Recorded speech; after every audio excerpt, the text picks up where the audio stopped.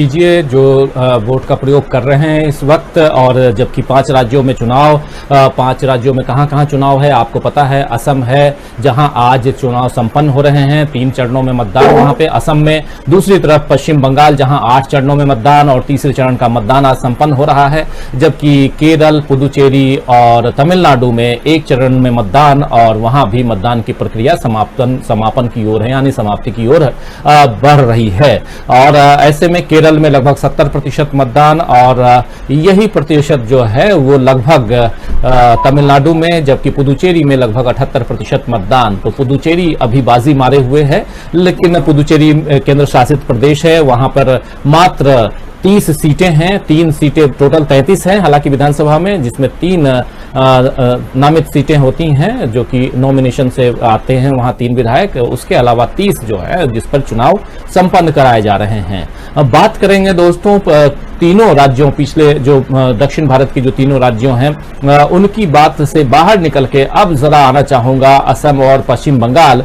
आज पश्चिम बंगाल में तीसरे चरण का मतदान है और इसी बीच हावड़ा में प्रधानमंत्री नरेंद्र मोदी भाषण दे रहे थे, गरज रहे थे, लेकिन उन्होंने जो कुछ कहा उसमें बहुत सारी बातें निकल के आती हैं। आज हालांकि आपको पता है कि 6 अप्रैल है और 6 अप्रैल भाजपा का स्थापना दिवस भी माना जाता है। भाजपा स्थापना दिवस मनाती आई है अपने 6 अप्रैल को, और इस दिन बहुत सारे मौके, बहुत सारी बातें थी जो प्रधानमंत्री नरेंद्र मोदी करते रहे हैं। और खासकर जब चुनाव का वक्त रहता है तो आपने देखा होगा कि एक तरफ कई फेज में मतदान होते हैं और दूसरी तरफ कहीं न कहीं आसपास वो जाकर के प्रधानमंत्री नरेंद्र मोदी भाषण देते हैं और लोगों से ऐसी अपील करते हैं कि उसका असर मतदाताओं पे पड़े जहां मत पड़ रहे हैं, यानी कि जहां वोटिंग हो रही है। तो ये एक अपने आप में एक अलग तरह का एक तरीका प्रधानमंत्री नरेंद्र मोदी ने अपना लिया है और वो हम लोग लगातार पिछले 5-7 साल से देख रहे हैं। और ऐसा ही पिछले सेकंड फेज के मतदान में भी हमने देखा कि जयनगर में प्रधानमंत्री नरेंद्र मोदी गरज रहे थे, जबकि नंदीग्राम में वोटिंग पड़ रही थी और कह रहे थे कि ममता बनर्जी नंदीग्राम क्यों पहुंची, कैसे पहुंची, और नंदीग्राम का जिक्र बार बार ले रहे थे। हालांकि देखें दोस्तों तो इस वक्त आप जहां वोटिंग हो रही है या वोट की अपील करना या सांप्रदायिक बातें करना, ये चुनाव आचार संहिता का उल्लंघन माना जाता है। लेकिन हमने देखा है कि लगातार खासकर प्रधानमंत्री नरेंद्र मोदी और अमित शाह जो केंद्रीय गृह मंत्री हैं, दोनों आचार संहिता को उल्लंघन करते रहे हैं, लेकिन उस पर चुनाव आयोग किसी भी प्रकार की प्रतिक्रिया देना तो दूर, कोई भी उस पर कार्रवाई नहीं करता है। तो एक बड़ा सवाल ये भी है, सवाल ये उठता है कि आज प्रधानमंत्री नरेंद्र मोदी, भारत जी आपके पास आना चाहूंगा। प्रधानमंत्री नरेंद्र मोदी ने आज एक बात कही, उन्होंने कहा कि ये कहती हैं कि मुसलमानों एक हो जाओ। अगर मैं कहा होता कि हिंदुओं एक हो जाओ तो अब तक 10 केस मेरे ऊपर थोप दिए जाते। एक तरह से उन्होंने कह तो दिया ही, प्रधानमंत्री नरेंद्र मोदी ने जो बात अनकही थी उसे कह डाला, और कहने के बाद इस अंदाज में उन्होंने कहा कि मैं बात तो सांप भी मर जाए और लाठी भी न टूटे जिसे कहा जाता है ओवरऑल। तो इस बात को अगर एक चुनावी इस प्रक्रिया के दौरान, मतदान के दिन इस बात को कहना, और सियासत में चलिए सब कुछ जायज तो है भारत जी, लेकिन ये कितना जायज है कि इसे चुनाव आयोग नजरअंदाज कर दे। देखिए, सियासत में ये सब जायज है, ये बात सच है, लेकिन प्रधानमंत्री एक संवैधानिक पद है जो संविधान की शपथ लेकर बैठता है। अब आप अगर संविधान को भी नहीं माने तो कोई आपका क्या उखाड़ सकता है? ठीक है, सरकारें आपकी हैं, पुलिस आपकी है, ईडी आपकी है, सीबीआई आपकी है, चुनाव आयोग आपका है, सुप्रीम कोर्ट आपके हैं, तो आप चाहे जो कुछ करिए। ये जिस तरीके की भाषा का जो प्रधानमंत्री ने प्रयोग किया है, मुझे लगता है कि ये उन्हें नहीं करना चाहिए था, लेकिन ये बात तो नैतिकता की है कि नहीं करना चाहिए था। लेकिन बीजेपी के पास इसके अलावा कोई दूसरा मुद्दा भी नहीं है, तो इसमें वो बात क्या करेंगे, ये एक बहुत बड़ा सवाल है।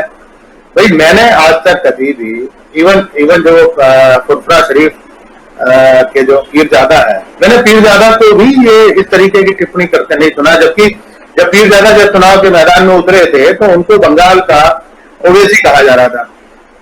मैंने कभी ओवैसी को भी इस तरीके से बात करते नहीं सुना। ओवैसी मुस्लिम उत्पीड़न की बात जरूर करते हैं, लेकिन वो ये नहीं कहते कि सब इकट्ठे हो। फिर ज्यादा 16-17 कैंडिडेट जो है, वो जो टोटल कैंडिडेट है उसमें 16 से 17 कैंडिडेट हिंदू उतारते हैं। तो बंगाल की जो संस्कृति है, बंगाल की जो सभ्यता है, उस पूरी की पूरी सभ्यता को खत्म करने का काम नरेंद्र मोदी जी कर रहे हैं। और इस तरीके की अगर आप अपील कर रहे हैं कि हिंदू सारे इकट्ठे हो जाओ, क्या मुझे ऐसा नहीं लगता, या मैं नहीं समझ पाता कि क्या इस तरीके की अपीलों से वाकई में हिंदू इकट्ठा होता है क्या, या ऐसा नरेंद्र मोदी ने बंगाल में कुछ ऐसा चमत्कार देख रहे हैं, या नीचे से उनको कुछ इस टाइप की फीडबैक मिल रही है आरएसएस की तरफ से कि नहीं आप इसी तरीके की भाषण दीजिए जिससे और ज्यादा आप हिंदुओं को पोलराइज करिएगा। तो ये जो पूरा जो भाषण देने का जो उनका तरीका, एक तो देखिए जो टाइमिंग है, उस टाइमिंग को लेकर जो अभी आपने सवाल उठाया वो बड़ा महत्वपूर्ण है। ऐसे आमतौर पर होता नहीं है ना। हमने जो अभी, चूंकि हमारी इतनी उम्र हो गई, हमने भी बहुत सारे इलेक्शन देखे, हमने कभी इस तरीके का नहीं देखा जो अब जो एक ट्रेंड चल रहा है इस देश के अंदर। दूसरा, जिस तरीके की भाषा का इस्तेमाल नरेंद्र मोदी कर रहे हैं, आप तो 6 साल से है ना, आप जब गुजरात मॉडल की बात करते थे, गुजरात मॉडल की बात करते हुए आप लोकसभा का चुनाव जीते, तो आज आप 6 साल का अपना परफॉर्मेंस रखिए ना। आज उन्होंने सीए की बात की, आज उन्होंने किसान कृषि कानून, आप बताइए कृषि कानून कैसे फायदेमंद है, वहां के किसानों को आप कन्विंस करिए ना। आप ये कह रहे हैं कि उससे बड़ा लोगों के बीच में मिसगाइड किया जा रहा है, लेकिन उससे फायदा किस तरीके से होगा? एसेंशियल कमोडिटी एक्ट को खत्म करने के बाद आपने जो कालाबाजारी को, जो आपने कानूनी जामा पहना दिया है, आप बताइए उससे किस तरीके से किसानों को फायदा होने वाला और किस तरीके से हिंदुस्तान के आम शहरी को फायदा होने वाला है, मध्यम वर्ग को फायदा होने वाला है, ये आपको बताना चाहिए। अब आप सीए की बात क्यों नहीं कर रहे हैं? आप तो एनआरसी में लोगों को नागरिकता दे रहे थे ना, अब आप उस पर बात क्यों नहीं करते हैं? आप क्यों नहीं 15 लाख हिंदू, मैं केवल हिंदू की बात कर रहा हूँ, 15 लाख हिंदू असम में जो डिटेंशन कैंप के अंदर बंद है, आप क्यों नहीं उसको नागरिकता देते हैं? अब वहां जाके आप नागरिकता देने की बात क्यों नहीं करते भाई? आज ये सीए की बात कर रहे हैं, लेकिन कुछ दिन पहले कैलाश विजयवर्गीय का ये स्टेटमेंट था कि एनआरसी हम बंगाल में लागू नहीं करेंगे। तो सवाल है कि क्या मैं सिर्फ एक चीज ये जानना चाहता हूं कि क्या प्रधानमंत्री नरेंद्र मोदी और बीजेपी के लोग पूरे के पूरे देश की नागरिकों को, खासकर बंगाल के नागरिकों को, क्या इतना विवेकहीन समझते हैं, या ये मान के चलते हैं इनके पास कोई जानकारी नहीं है, जो प्रधानमंत्री बोलेंगे वही जानकारी अंतिम, उसको सच मान के जाके वोट डाल के चले आएंगे? तो ये जो मैं देख पा रहा हूँ, जो बंगाल के इलेक्शन में जिस तरीके का ये बिल्कुल एक उन्माद पैदा करके वोट अपनी तरफ का कोशिश कर रहे हैं, ये मुझे लगता है कि आने वाले समय जो है ये देश के लिए इस तरीके की जो ट्रेंड है वो बहुत खतरनाक होने वाला है। इसमें या तो बीजेपी खत्म हो जाएगी या फिर देश निश्चित तौर पर 2 हिस्सों में बढ़ जाएगा। अमलेंदु जी, आपके पास आना चाहूंगा। आज प्रधानमंत्री नरेंद्र मोदी ने थोड़ा सा अपना पैटर्न, ममता दीदी को दीदी और दीदी कह करके बुलाने का जो पैटर्न है वो थोड़ा सा चेंज किया है। सुने होंगे आज आदरणीय दीदी, दीदी और दीदी कहा है, मतलब आदरणीय भी कहा है और दीदी और दीदी भी कहा है, ओ दीदी। अगर भाषण सुने होंगे तो, क्योंकि टीएमसी ने इस पर आपत्ति जताई थी और पिछली बार हम लोग कह भी रहे थे कि महुआ मोइत्रा ने जिस प्रकार कहा था कि खासकर पश्चिम बंगाल में जब लड़के छेड़ते हैं लड़कियों को तो रोड के किनारे खड़े होकर के फफ्तियां ऐसे ही कसते हैं कि दीदी और दीदी, कोई लड़की जा रही होती है तो। और यही पैटर्न, यही अंदाज प्रधानमंत्री नरेंद्र मोदी भी अपनाते हैं जब वो भाषण देते हैं, और इस पर उन्होंने आपत्ति जताई थी टीएमसी के लोगों ने। उसके बाद इन्होंने थोड़ा सा अपने पैटर्न को बदलते हुए आदरणीय दीदी, ओ दीदी कहा है। इसका मतलब है कि कहीं ना कहीं प्रधानमंत्री नरेंद्र मोदी, इसका मतलब है कि कहीं ना कहीं ये मान रहे हैं कि ये वो गलती कर रहे थे। तो सबसे पहले जरा अगर सुना पाए, मैं अपने प्रोड्यूसर से कहूंगा कि वो जो अंदाज कहते रहे, जिस अंदाज में रहा है उनका, अगर सुना पाए मैं कहूंगा कि उसको दिखाएं।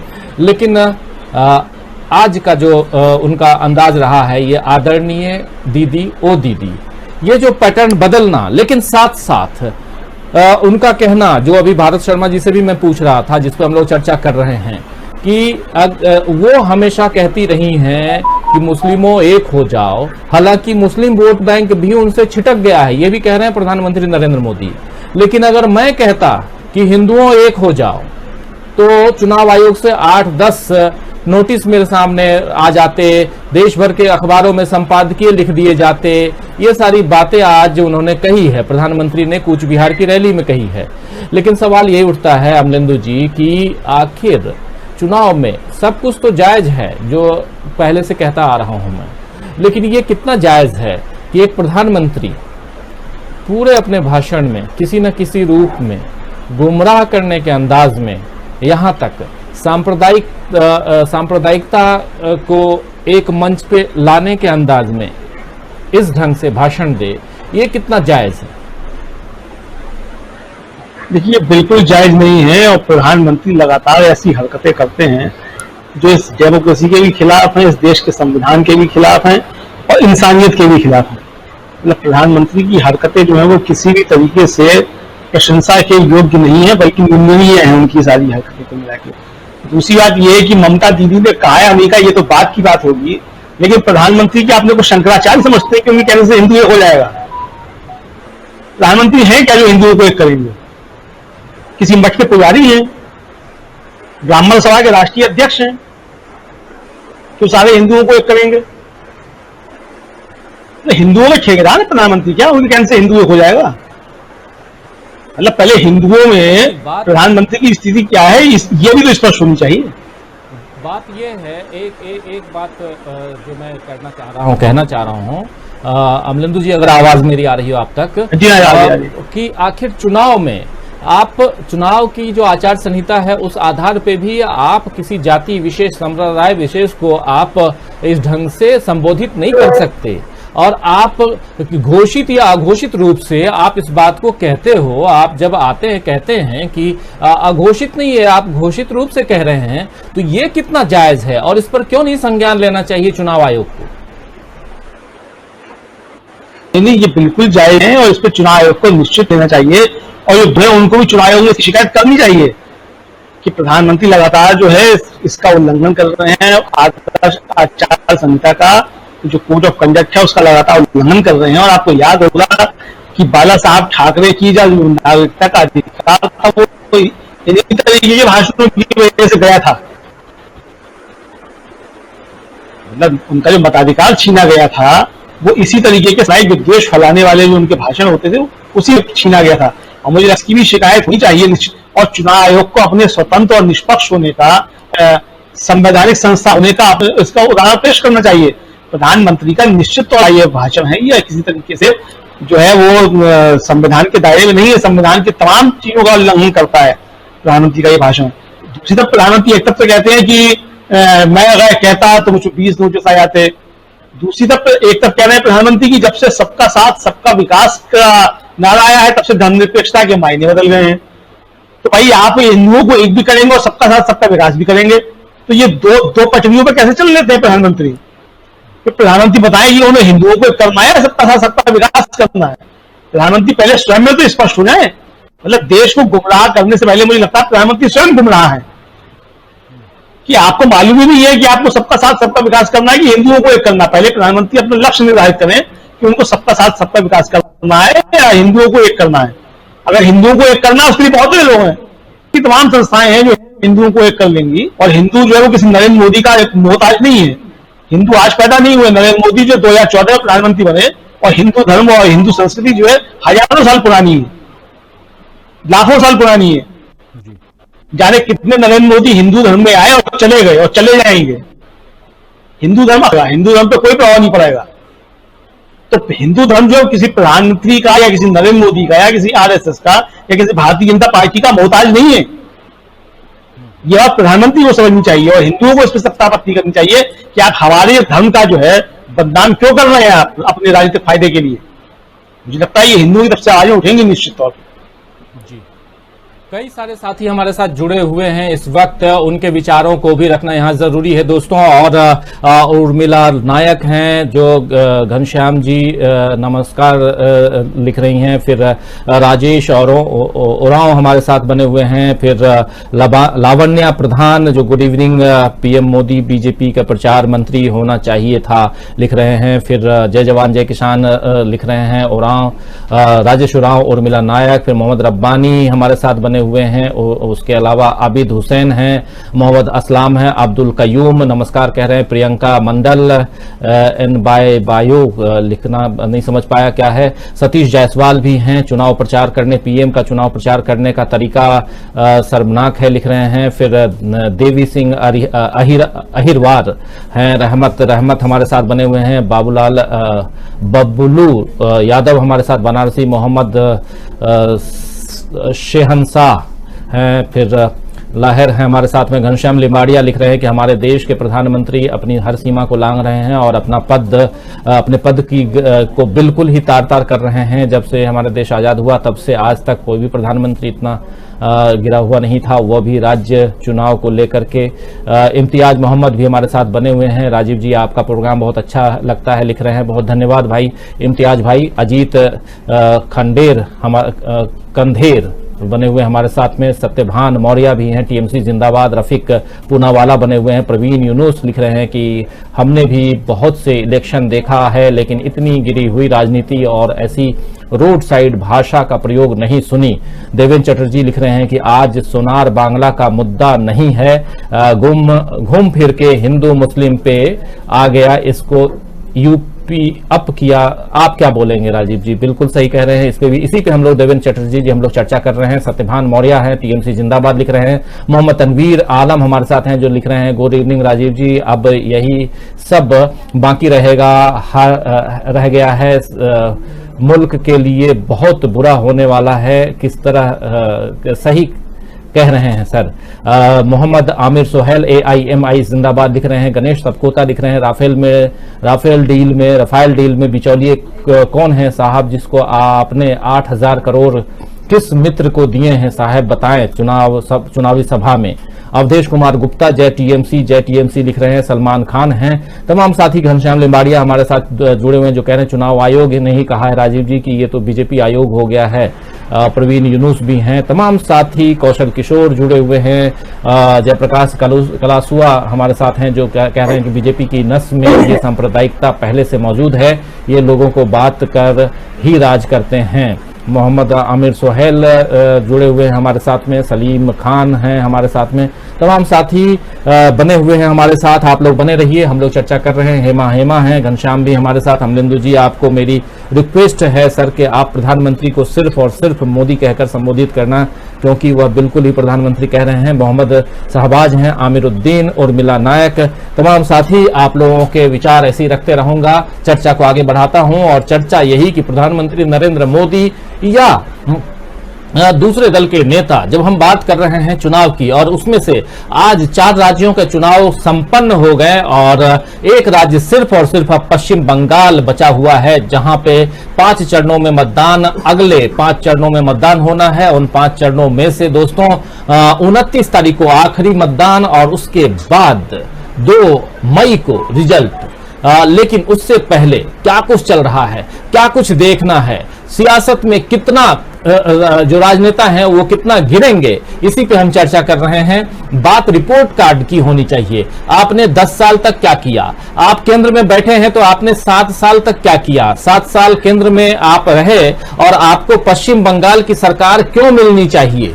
आपके हवाले पश्चिम बंगाल की जनता है जो है वो क्यों करे अपने प्रदेश को बीजेपी के हवाले? इस पे बात होनी चाहिए। असम में आप यानी बीजेपी की सरकार है और रिटेन क्यों करनी चाहिए बीजेपी? इस पर बीजेपी अपना रिपोर्ट कार्ड पेश करे। कांग्रेस को क्यों सरकार हस्तांतरित होनी चाहिए? इस पर कांग्रेस अपने वादे करे। इसी तरह केरल है, इसी तरह पुदुचेरी है और तमिलनाडु है, इन सब पे बात होनी चाहिए। लेकिन बात इस पे नहीं, मुद्दों पे बात नहीं होती भारत जी, बात होती है सिर्फ और सिर्फ सांप्रदायिकता पे। इर्द गिर्द बनी हुई जो चीजें हैं, आप जिस प्रकार लिपते पोतते हैं, उस पे बात होती है। क्या जनता को बिल्कुल ही मूर्ख समझ रखी है पार्टियां, जो कि बिल्कुल मुद्दों की बात न करके, गरीबी, बेरोजगारी, महंगाई, भ्रष्टाचार, इन सब की बात न करके आप सिर्फ और सिर्फ बात हिंदू मुसलमान की करते हैं, पोलराइजेशन की बात करते हैं और उसी को सोचते हैं कि यही राजनीति है। क्या आपसे पूछना चाहता हूं भारत जी, क्या अब की जो जनता है, जो वोटर्स हैं, वो इतने मूर्ख हो गए हैं राजनेताओं की नजर में कि उनको जिस ढंग से चाहे उस ढंग से बरगला दिया जाए और वोट बटोर लिए जाए? देखिए, ये अभी जो प्रधानमंत्री की भाषा की जो बात हो रही थी, मैं सिर्फ उससे एक टिप्पणी ये करना चाहता हूँ कि ये उनका अंतिम हथियार है ना। नरेंद्र मोदी की बॉडी लैंग्वेज जो है उसमें एक बौखलाहट है। हम अगर कल के अगर इनके जो कल कैंपेन की अगर बात करें, नड्डा जी को 2 जगह अपनी रैलियां स्थगित करनी पड़ी क्योंकि लोग नहीं पहुंचे। कल उनका जो रोड शो था वो भी आधा खत्म करना पड़ा। तो बीजेपी की जो जमीनी स्थिति है वो ये है कि नीचे लोग नहीं निकल पा रहे हैं। हमने देखा था जो प्रधानमंत्री की जो ब्रिगेड मैदान में जो रैली हुई थी, उसमें इन्होंने जो संयुक्त मोर्चे की जो रैली थी उसके फोटो मोदी जी की रैली के साथ जोड़कर उनके जो आईटी सेल है उसने प्रसारित किया और ये बताया कि मोदी जी के पीछे बड़ी भारी भीड़ है। लेकिन बाद में जब ये एक्सपोज हो गया और ये सारी चीजें जब काउंटर में जब सामने आए कि नहीं, ये तो उनकी एक तो थी ही नहीं उनके पास, है ना। मिथुन चक्रवर्ती जैसे व्यक्ति को मंच पे ले जाकर भी अगर आप ये इकट्ठे नहीं कर पा रहे हैं, या ये भी जो खबरें आई हैं कि ये बिहार से बहुत बड़ी संख्या में उनको लेकर आ रहे हैं लोगों को भीड़ दिखाने की, तो असल जो बात है वो ये है। दूसरी जो चीज है, देखिए, नेता चाहते हैं बदलाना जो जिस तरीके का, लेकिन बहुत बड़ा भूमिका जो है वो मीडिया की भी है। मीडिया किस तरीके से चीजों को करता है। आप एक बात बताइए, मैंने अभी तक कोई ऐसी रिपोर्ट नहीं देखी अभी तक किसी भी जगह। मैं उन लोगों की भी बात कर रहा हूं जो अपने आप को एंटी बीजेपी बोलते हैं, उन जर्नलिस्टों की, सीनियर जर्नलिस्ट हैं। किसी भी जर्नलिस्ट ने उस मजदूर का हाल नहीं पूछा जो कई किलोमीटर पैदल चल के आया लॉकडाउन में, अब उसके परिवार की स्थिति क्या है। लॉकडाउन के बाद जो मजदूर बाहर से जो लौट के आए थे उन लोगों की आर्थिक स्थितियां क्या है। कारखाने बंद होने के बाद, है ना, आप नोटबंदी में जो पूरा जो जूट इंडस्ट्री जो बर्बाद हो गया, उन मजदूरों की स्थितियां क्या है। नंदीग्राम सिंगूर, आज नंदीग्राम में इतना रिपोर्टिंग हुआ, लेकिन किसी ने भी उन किसानों के परिवारों के से बात नहीं की जिनके लोग गोलीबारी में मारे गए थे। और ये बात तो ममता बनर्जी ने स्वीकार कर ली कि ये सब उन लोगों की साजिश थी। अब वो अधिकारी ब्रदर्स के नाम पर अगर कह रही हैं, लेकिन अल्टीमेटली अधिकारी ब्रदर्स कौन थे? ममता बनर्जी के तो लोग थे ना। तो ममता बनर्जी ने जब ये स्वीकार कर लिया कि ये सारा का सारा एक साजिश था और उनके गुंडों ने किसानों के ऊपर गोलियां चलाई थी, तो इसको लेकर मुझे लगता है कुछ रिपोर्टिंग होना चाहिए था उन किसान परिवारों से। बात यह है कि मुद्दे हम भी तो खत्म कर रहे हैं ना। आप अगर हर व्यक्ति से खड़े होकर अगर यही पूछेंगे कि दादा की दीदी, तो लोग क्या करेंगे? अगर उसमें बहुत सारी जगह मैंने बहुत लाइव डिबेट में ये भी देखा कि लोगों ने ये कहने की कोशिश की कि नहीं, यहाँ तो इस तरीके का कोई बंटवारा नहीं है, तो उसको भी एड्रेस नहीं किया गया। या बंगाल में किस तरीके की परंपराएं रही हैं, आखिर 34 साल में लेफ्ट का जो शासन रहा उस समय अगर दंगे नहीं हुए तो आखिर ऐसा क्या व्यवस्था उन लोगों ने की थी जिसकी वजह से सारे लोग इकट्ठे थे, या दंगे नहीं होते थे, या लोगों की अपनी जो कम्युनल फीलिंग है वो किस तरीके की है। तो आप अगर देखेंगे इन सब चीजों के ऊपर इन पूरे मीडिया के अंदर कहीं एड्रेस नहीं किया जा रहा। ले देकर आप सीधे एक सवाल कर रहे हैं कि दादा चलेंगे कि दीदी चलेंगे। भाई, दादा मुख्यमंत्री नहीं बनने वाला है, दादा प्रधानमंत्री रहेगा, तो वो फिर कैसे चुनाव के अंदर? अब ठीक है, आप फेस दादा का लेके चल रहे हैं, लेकिन आप ये कहें कि नहीं दादा को आप वोट करेंगे या उसको, तो मुझे लगता है कि हमारा जो पूरा जो भूमिका है मीडिया की, और देखिए मैं मेन स्ट्रीम मीडिया की बात नहीं करता, लेकिन मैं अगर अल्टरनेट मीडिया की बात करूं तो मुझे वो भी ऐसा नहीं दिखाई दिया जो इश्यूज को एड्रेस कर रहा हो, बंगाल के इश्यूज को एड्रेस कर रहा हो, बंगाल की संस्कृति को एड्रेस कर रहा हो, बंगाल की सभ्यता को एड्रेस कर रहा हो, ऐसा कुछ नहीं हुआ। तो ये कह देना कि सरकारें जो है, भाई देखिए पॉलिटिशियंस के लिए बड़ा आसान है, ममता के लिए बहुत आसान है कि वो अपने 10 साल के काम ना बताएं, नरेंद्र मोदी के लिए बहुत आसान है कि वो अपने 7 साल के काम ना बताएं, है ना। लेकिन जो भुगत रहा है उसको तो पता है ना। अब आप अगर बात करते हैं तोलाबाजी की बात करते हैं, आप कटमनी की बात करते हैं, आप गुंडागर्दी की बात करते हैं, गुंडागर्दी ममता बनर्जी क्यों ना करती थी? वो कार्यकर्ता करता था जो आपका कार्यकर्ता है। बिल्कुल। तो आप ये कैसे मान लेते हैं कि लोग उससे नाराज नहीं है, या अगर वो आपके आ गया तो सारी की सारी नाराजगी लोगों की खत्म हो गई?